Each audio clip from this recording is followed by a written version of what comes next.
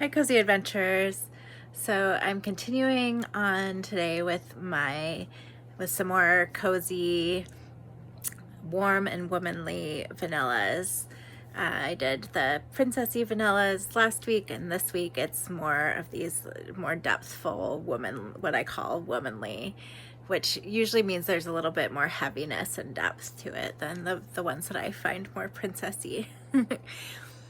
I mean, some of the princess ones have depth, but they all have a certain kind of lightness or airiness or a more straightforward, not as depthfulness going on, or a playfulness.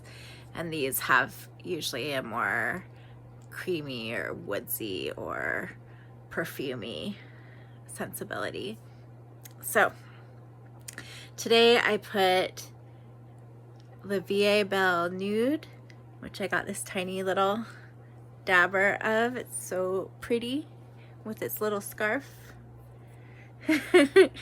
And I had tried this in store. I tried it on paper, which at first on paper it just felt like such this sort of light ethereal vanilla that I really loved. And then I tried it on skin and I was like, wait, this is really milky, and not a light kind of milk like I have in Bianco Latte, but a weighty milk, a heavier, like full fat or cream milk in it.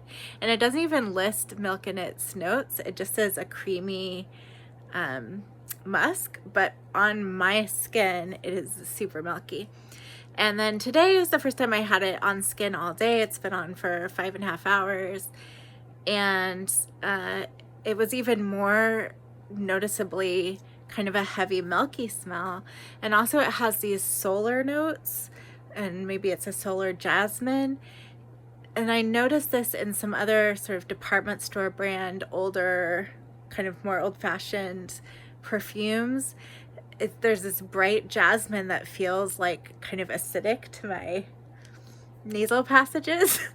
So it has some of that. And there's still the ghost of that left after 5.5 hours. But it's mostly mellowed out to a light creamy vanilla with these other notes in the background. And I think it also does have the DNA of the original Olivier Belle in the background of it, which has patchouli and some fruity notes and various things. So I think some of that is also like kind of way in the background of this. So yeah, it's very different than how it smelled on paper for me.